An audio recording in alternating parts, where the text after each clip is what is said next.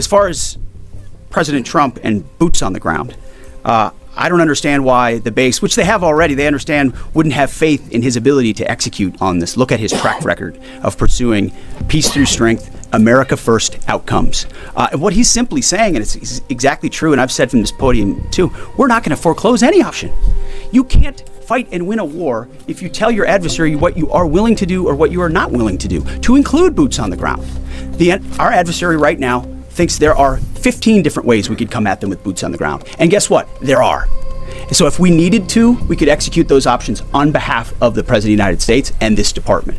Or maybe we don't have to use them at all. Maybe negotiations work, or maybe there's a different approach. But the point is to be unpredictable in that. Certainly not let anybody know what you're willing to do or not do.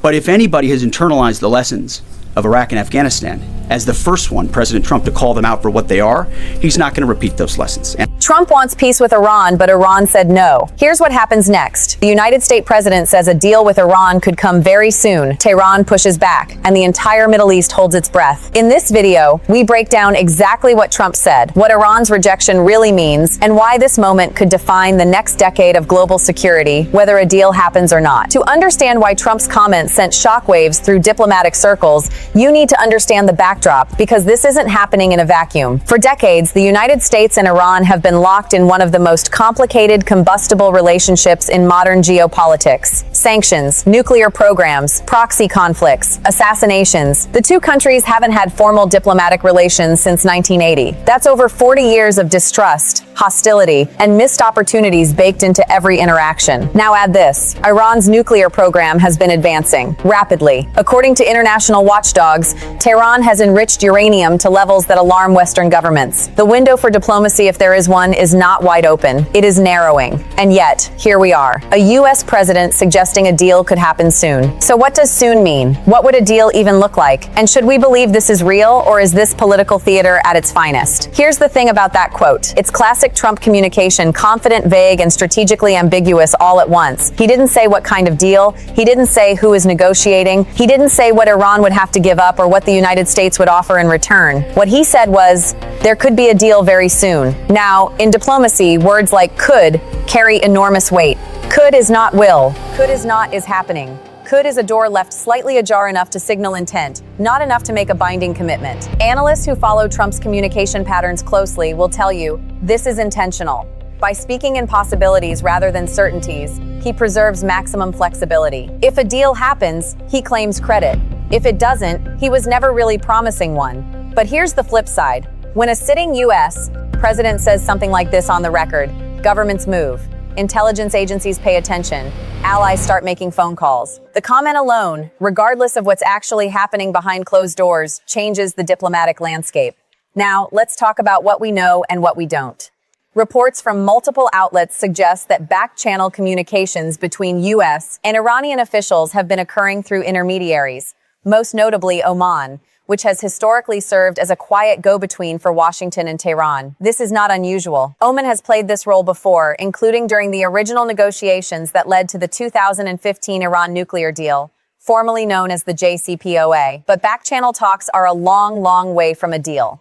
For a deal to actually happen, both sides would need to agree on the core issue, Iran's nuclear program. The U.S., along with Israel and European partners, wants strict limits on uranium enrichment, intrusive inspections, and a verifiable path that prevents Iran from ever building a nuclear weapon. Iran, on the other hand, has consistently demanded the right to a civilian nuclear program, the lifting of crippling economic sanctions, and critically guarantees that any agreement won't simply be abandoned by the next administration. That last point is particularly thorny. Iran has not forgotten what happened in 2018, when Trump himself walked away from the JCPOA, the deal painstakingly negotiated under President Obama.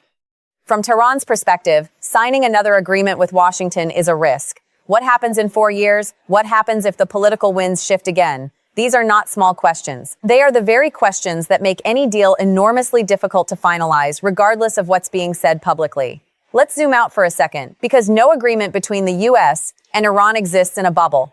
Israel has made its position clear repeatedly and forcefully. Prime Minister Netanyahu and Israeli officials have long argued that any deal which allows Iran to maintain significant nuclear infrastructure is not just insufficient, it's dangerous. Israel views a nuclear-capable Iran as an existential threat, and it has the military capability, and some analysts argue, the political will to act unilaterally if it believes a deal gives Iran too much room. Saudi Arabia and the Gulf states are watching equally carefully. A U.S.-Iran rapprochement, even a partial one, reshapes the power balance across the entire Middle East. And then there's Russia and China, both of whom have significant economic and strategic ties with Iran.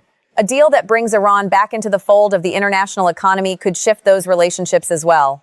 This is why a single presidential comment, 4 words, generates this much analysis. Because it's not just about 2 countries. It's about the architecture of a region. There are 2 schools of thought right now, and honestly, both have valid points. The skeptics will tell you, we've been here before. Optimism about U.S.-Iran talks has flared up and burned out multiple times over the past decade. The structural obstacles, distrust, domestic politics on both sides, regional complications haven't disappeared.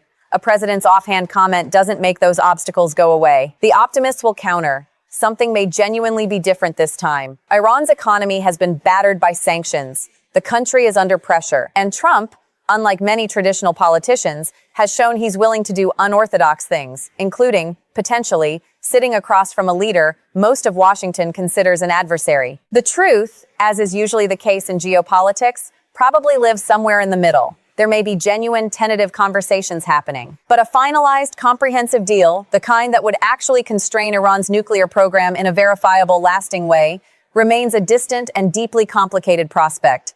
So here's what you should be looking for in the coming days and weeks. Watch for official statements from the Iranian side. If Tehran responds positively, even indirectly, that tells you something real may be in motion.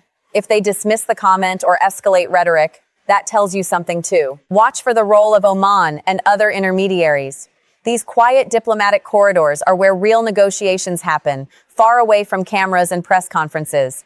And watch Trump's follow-up comments. A one-time statement can be a trial balloon. Repeated, consistent messaging suggests genuine intent.